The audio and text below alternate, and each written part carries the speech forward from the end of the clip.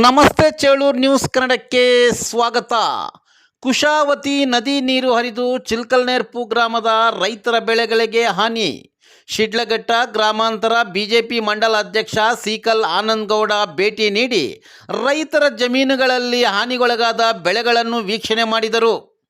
ಚೇಳೂರು ತಾಲೂಕಿನ ಚಿಲ್ಕಲ್ನೇರ್ಪು ಗ್ರಾಮದ ಹೊರವಲಯದಲ್ಲಿ ಕುಶಾವತಿ ನದಿ ನೀರು ಹರಿಯುತ್ತಿದ್ದು, ಚಿಲ್ಕಲ್ನೇರ್ಪು ಗ್ರಾಮದ ರೈತರು ನೂರಾರು ಎಕರೆಯಲ್ಲಿ ಬೆಳೆದ ಬೆಳೆಗಳಿಗೆ ಹಾನಿಯಾಗಿರುವ ಹಿನ್ನೆಲೆಯಲ್ಲಿ ಶಿಡ್ಲಘಟ್ಟ ಬಿಜೆಪಿ ಗ್ರಾಮಾಂತರ ಮಂಡಲ ಅಧ್ಯಕ್ಷ ಸೀಕಲ್ ಆನಂದಗೌಡರವರು ನದಿ ಹರಿಯುತ್ತಿರುವ ಪ್ರದೇಶದಲ್ಲಿ ಬಾಗಿನ ಪೂಜೆ ಸಲ್ಲಿಸಿ ನದಿ ನೀರು ಹರಿದು ಹಾನಿಗೊಳಗಾದ ಪ್ರದೇಶಗಳಿಗೆ ಭೇಟಿ ನೀಡಿ ರೈತರ ಕಷ್ಟಗಳನ್ನು ಆಲಿಸಿದರು. ಸ್ಥಳದಲ್ಲೇ ರೆವಿನ್ಯೂ ಅಧಿಕಾರಿಗಳಿಗೆ ಫೋನ್ ಮುಖಾಂತರ ಆಗಿರುವ ನಷ್ಟದ ಬಗ್ಗೆ ವಿವರಿಸಿದರು. ಇದೇ ಸಂದರ್ಭದಲ್ಲಿ ಚಿಂತಾಮಣಿ ತಾಲೂಕು ಸಹಾಯಕ ಕೃಷಿ ನಿರ್ದೇಶಕರಾದ ಅಮರನಾರಾಯಣ ರೆಡ್ಡಿ, ಶಿಡ್ಲಘಟ್ಟ ತಾಲೂಕು ಸಹಾಯಕ ಕೃಷಿ ನಿರ್ದೇಶಕರಾದ ರವಿ, ಕೃಷಿ ಅಧಿಕಾರಿ ಸುದರ್ಶನ್ ವಿಆರ್ ರವರು ಸಹ ಹಾನಿಗೊಳಗಾದ ರೈತರ ಬೆಳೆಗಳನ್ನು ವೀಕ್ಷಣೆ ಮಾಡಿ ಕೂಡಲೇ ಸರ್ಕಾರಕ್ಕೆ ವರದಿ ಸಲ್ಲಿಸುವುದಾಗಿ ತಿಳಿಸಿದರು. ಈ ಸಂದರ್ಭದಲ್ಲಿ ಬಾಲರೆಡ್ಡಿಪಲ್ಲಿ ಪ್ರಸಾದ್ ರೆಡ್ಡಿ, ಸ್ಥಳೀಯರಾದ ಪ್ರಸಾದ್, ಮಂಜುನಾಥ್ ರೆಡ್ಡಿ, ಪಿವಿ ಸುಬ್ರಾಮ್, ವೆಂಕಟರಮಣಪ್ಪ, ಈಶ್ವರ್ ರೆಡ್ಡಿ, ಕೆಇ ಕೃಷ್ಣಾರೆಡ್ಡಿ, ಆರ್ ಏನಿಗಿದೆಲ್ಲ ಶ್ರೀರಾಮ್ ರೆಡ್ಡಿ, ಪುರುಷೋತ್ತಮ ರಾವ್, ಅಕ್ಕುಲಪ್ಪ, ಬಿವಿ ಸುಬ್ಬಿರೆಡ್ಡಿ, ಕೃಷ್ಣಾರೆಡ್ಡಿ, ಆಂಜನೇಯಪ್ಪ, ತಲಾರಿ ಆಂಜಿ, ಗುಡಿಪಲ್ಲಿ ಶ್ರೀನಿವಾಸ ರೆಡ್ಡಿ, ಪೊಟ್ಟಂ ಮೂರ್ತಿ, ಕೆಎಂ ರಾಜೇಶ್ ಮತ್ತಿತರರು ಉಪಸ್ಥಿತರಿದ್ದರು.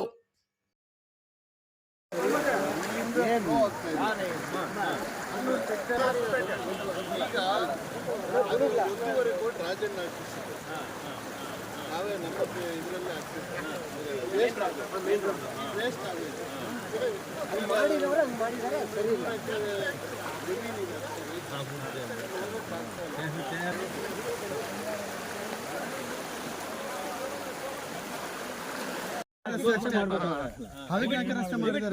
ಇದರಲ್ಲೇ ಮಾಡಿದ್ರು ಸರಿಯಾಗಿ ಮಾಡಿದ್ರು ಇಲ್ಲ ಎಡ್ಮಿಕ್ಸ್ ಹಾಕಿ ಕಟ್ಟಿದ್ರು ಇಕ್ಕಿದ್ರು ಸರೋಗೋದು. ಅವ್ರೇನ್ ಮಾಡ್ಬಿಟ್ಟು ವಾಟ ಮಾಡ್ಬಿಟ್ಟು ಈ ಮರಳು ಇತ್ತು, ಈ ತೆಗ್ದ್ಬಿಟ್ರು. ಕಟ್ಟಬೇಕು ಚೆನ್ನಾಗಿರ್ಬೇಕು, ಮರಳು ಮಾರ್ಕೊಂಡು ದುಡ್ಡು ಮಾಡ್ಕೊಂಡು ಹೋದ ಅಷ್ಟೇ, ಜನರಿಗೆ ತೊಂದರೆ ಕೊಡ್ತಾರೆ. ಕೆಲಸ ನೀಟಾಗಿ ಮಾಡಿಲ್ಲ. ಇಲ್ಲಿ ಕಟ್ಟಾಗಿಲ್ಲ ಅಂದ್ರೆ ಅಲ್ಲಿ ನೋಡಿದ್ರಲ್ಲ ಸರ್, ಅಲ್ಲಿ ಉರ್ಲಿತ್ತಲ್ಲ ಮುನ್ನು ನೋಡಿದ್ರೆ ಕಟ್ಟಾಗಿಲ್ಲ ಅಂದ್ರೆ ಆ ಬ್ರಿಡ್ಜ್ ಹೈಟ್ ಇದೆ, ಇದು ಡೌನ್ ಇದೆ. ಅದು ನಾನು ಕಂಪ್ಲೇಂಟ್ ಕೊಟ್ಟಿದ್ದೆ ಸರ್. ಮೇನ್ ಇನ್ನೊಂದು ಪ್ರಾಬ್ಲಮ್ ಏನಂದ್ರೆ ಈ ಜಂಗಲ್ ಐತಲ್ಲ ಒಳಗಡೆ, ಅದನ್ನ ಇಲ್ಲಿ ವಾಟ ಐತೆ, ಇಲ್ಲಿ ಗಡ್ಡೆ ಐತೆ, ಲೆವೆಲ್ ಆಗಿ ಮುನ್ನೆತ್ತಬೇಕು. ಎತ್ತಿದ್ದೀರಾ ಒಂದ್ ಕಡೆ ಎತ್ತೋದು ಒಂದ್ ಕಡೆ ಬಿಡೋದು, ಈ ತರ ಮಾಡ್ಕೊಂಡು ಹೋಗೋರೆ. ನೀರ್ ಹರಿವಾಗ ಏನಾಗ್ತದೆ ಅಂದ್ರೆ ಅದು ಹರಿವಾಗ ಏನಾಗ್ತದೆ, ಈ ಗಡ್ಡೆ ಕಡೆ ನೀರ್ ಹರಿಯಲ್ಲ, ಡೌನ್ ಇರೋ ಕಡೆ ಹರಿತದೆ. ಹರಿದಾಗ ಏನ್ ಮಾಡ್ತದೆ, ಒತ್ತಡ ಕಮ್ಮಿ ಆಗ್ತದೆ, ಡೌನ್ ಹೋಗಲ್ಲ, ಅವಾಗ ಇಲ್ಲೆಲ್ಲ ಕಿತ್ಕೊಂಡು ಹೋಗೋದು. ಮೊದಲೇ ಫೋಟೋಸ್ ನಾನು DC ಕಂಪ್ಲೇಂಟ್ ಕೊಟ್ಟಿದ್ದೀನಿ. ಎಲ್ಲ ಫೋನ್ ಮಾಡ್ತೀನಿ, ಏನ್ ಮಾಡ್ಬೇಕು ಅಲ್ಲಿ ಏನ್ ಶಾಲೆ ಇದು ಕರೆಕ್ಟ್ ಇದೆ. 4 ಗಾಡಿ ಪ್ರಸಾದ್ ಸರ್, ಸರ್ 4 ಗಾಡಿ ಪೈನ್ ಮೇಲ್ ನೋಡ ಇದು ರೋಡ್ ಕದ ಇದೆ ಸುಡಿ, ಆ ಕಡೆ ಇವಾಗ ಆ ಕಡೆಯಿಂದ ಬಂದ್ರೆ ಜಮೀನ್ 100 ಎಕರೆ ಜಮೀನ್ ಇದೆ ಒಂದೇ ದಾರಿ ಸರ್. ಇಲ್ಲಿ ಪೈಪುಗಳು ಹಾಕಿ ಮೇಲೆ ಒಂದು ಬ್ರಿಡ್ಜ್ ಕಟ್ಟಬೇಕು, ಅದು ಒಂದು ಆಪ್ಷನ್. ಇಲ್ಲ ಅಂದ್ರೆ ಅಲ್ಲಿ ತೆಗಿಬೇಕು ಕೆಳಗಡೆ. ಅಲ್ಲಿ ತೆಗೆದ್ರೆ ಊತ ಬಿಟ್ಟು ಅಲ್ಲಿ ತೆಗೆದ್ರೆ ಯಾಕೆ ಹೋಗಲ್ಲ, ಯಾಕಂದ್ರೆ ರಿವರ್ಸ್ ಬರುತ್ತೆ. ಇದೊಂದೇ ಅದಕ್ಕೆ ಆ ಸುದ್ದಿನೇ ಬೇಡ. ಇದನ್ನ ನಮ್ಗೆ ರೆಡಿ ಮಾಡ್ಬಿಟ್ಟು ಹೈಟ್ ಮಾಡ್ಬೇಕು, ಮಾಡಿದ್ರೆ ನೀರು ಕೆಳಗೋಗುತ್ತೆ, ಬರೋರ್ ಮೇಲೆ ಬರ್ತೀವಿ. ಮತ್ತೆ ಈ ಕಟ್ಟ ಎರಡೂ ಕಡೆನು ರಿವಿಟ್ಮೆಂಟ್ ಮಾಡಬೇಕು, ಒಳಗಡೆ ಇರುವ ಹುಲ್ಲು ಅಂತ ತೆಗಿಬೇಕು. ಅಲ್ಲಿ ಕೆಲವರು ರೆವಿನ್ಯೂ ಅವರು ಅಲ್ಲಿ ಏನ್ ಮಾಡಿದಾರೆ, ಆ ಕಡೆಯವರು ಮರಳು ತೆಗಿಸ್ತಾ ಇಲ್ಲ. ಅಲ್ಲಿ ನೋಡಿ ಸರ್, ಹಾಕೊಂಡ್ಬಿಟ್ಟು ಒಂದು ಪ್ರಾಬ್ಲಮ್ ತೋರಿಸ್ಬೇಕು ನಿಮ್ಗೆ.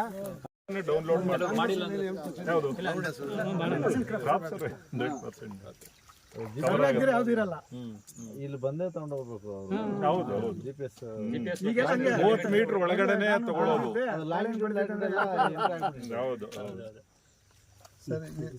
బాగా పోతా ఉండే నీళ్ళు ఇవిడంతా భూములు పంటలు పెట్టుకునేళ్ళకి ఈత పోయేళ్ళకి దూరు పారేస్తా ఉండేది.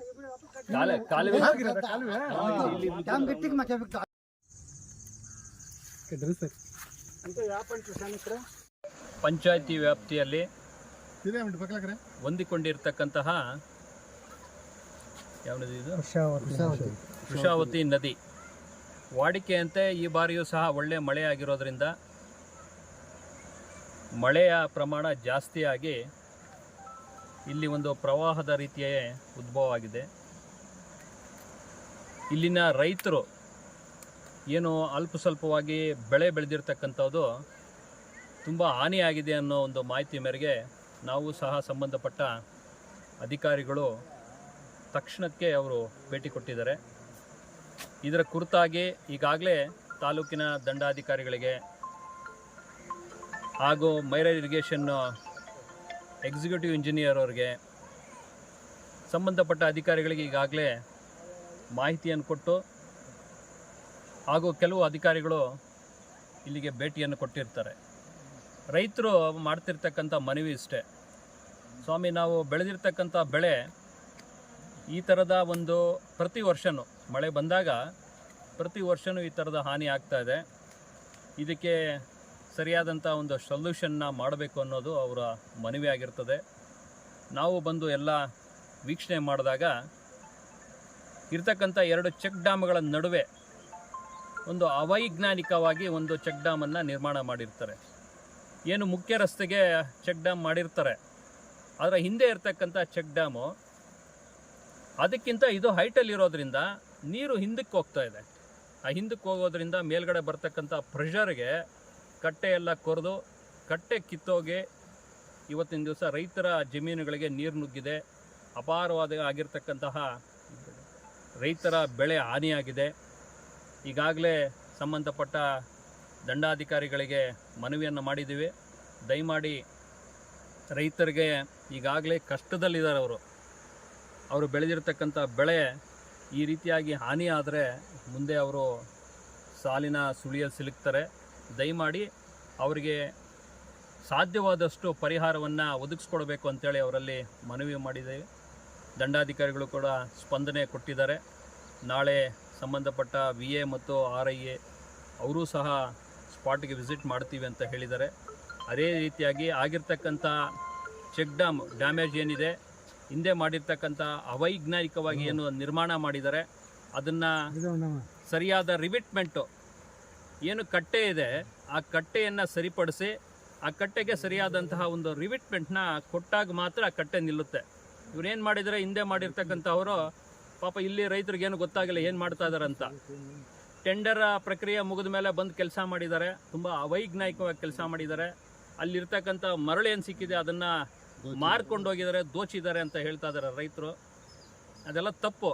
ಏನು ನಮಗೆ ಟೆಂಡರ್ ಪ್ರಕ್ರಿಯೆಯಲ್ಲಿ ನಮಗೆ ಟೆಂಡರ್ ಆಗಿರ್ತದೆ, ಅದಕ್ಕೆ ನ್ಯಾಯ ಕೊಡಿಸ್ತಕ್ಕಂಥ ಕೆಲಸವನ್ನು ಗುತ್ತಿಗೆದಾರರು ಮಾಡಬೇಕು. ಆ ಕೆಲಸ ಇಲ್ಲಿ ಆಗಿಲ್ಲ. ಹಾಗಾಗಿ ಇರ್ತಕ್ಕಂಥ ಏನು ಡ್ಯಾಮೇಜ್ ಇದೆ ಆ ಡ್ಯಾಮೇಜ್ನ ಸರ್ಕಾರ ಭರಿಸಬೇಕು. ಹಾಗೂ ಆ ಅವೈಜ್ಞಾನಿಕವಾಗಿ ಏನು ನಿರ್ಮಾಣ ಮಾಡಿದೆ ಚೆಕ್ ಡ್ಯಾಮು ಅದನ್ನು ಸರಿಯಾದ ರೀತಿಯಲ್ಲಿ ಮಾಡಿಸ್ಬೇಕು. ಆಮೇಲೆ ಆ ಹಿಂದ್ಗಡೆ ಇರ್ತಕ್ಕಂಥ ಒತ್ತುವರಿ ಆಗಿದೆ, ಸ್ವಲ್ಪ ಜಮೀನು ಪಕ್ಕದಲ್ಲಿರ್ತಕ್ಕಂಥ ರೈತರಿಂದ ಒತ್ತುವರಿ ಆಗಿದೆ.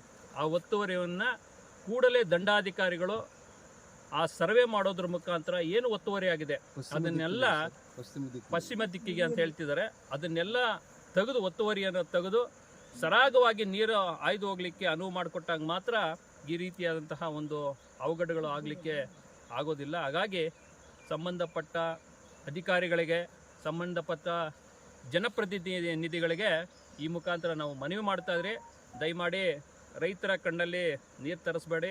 ಅವರು ಬೆಳೆದಿರ್ತಕ್ಕಂಥ ಬೆಳೆ ಏನಿದೆ ಹಾನಿ ಆಗಿರ್ತಕ್ಕಂಥದ್ದು ಕೂಡಲೇ ಅವರಿಗೆ ಪರಿಹಾರ ಕೊಡೋದ್ರ ಮುಖಾಂತರ ಅವ್ರಿಗೆ ನ್ಯಾಯವನ್ನು ಕೊಡಿಸ್ಬೇಕು.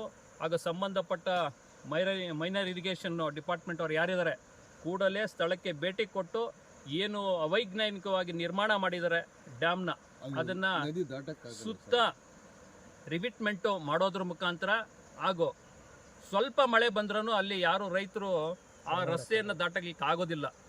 ಅದನ್ನು ಪೈಪನ್ನು ನಿರ್ಮಾಣ ಮಾಡಿ ಅದರ ಮೇಲೆ ಶಾಶ್ವತವಾದಂತಹ ಒಂದು ಪರಿಹಾರವನ್ನು ಮಾಡಬೇಕು ಅಂತೇಳಿ ಈ ಮುಖಾಂತರ ಎಲ್ಲರಲ್ಲೂ ಮನವಿ ಮಾಡ್ಕೊತೀವಿ. ಕುಶಾವತಿ ನದಿ ನೀರು ಹರಿತಾ ಇರುವಂಥ ಪ್ರದೇಶಕ್ಕೆ ಭೇಟಿ ಕೊಟ್ಟಿದ್ದೀರಾ. ಇಲ್ಲಿ ತಾವು ಏನೇನು ಕಂಡಿದೆ ಸರ್ ಒಂದು ರೈತರ ಸಮಸ್ಯೆ?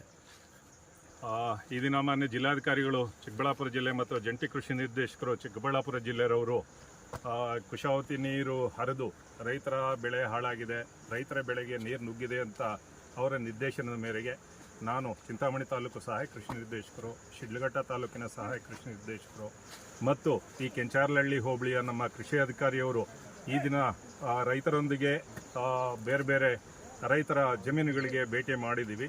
ಇಲ್ಲಿ ಸುಮಾರು ತರಕಾರಿ ಬೆಳೆಗಳಿದೆ, ಮುಸ್ಕಿನ ಜೋಳ ಇದೆ, ರಾಗಿ ಇದೆ, ಬೇರೆ ಬೇರೆ ರೀತಿಯ ಬೆಳೆಗಳಿದ್ದಾವೆ. ಆ ನೀರು ನುಗ್ಗಿ ಈ ಬೆಳೆಗಳೆಲ್ಲ ನೀರು ನಿಂತಿದೆ.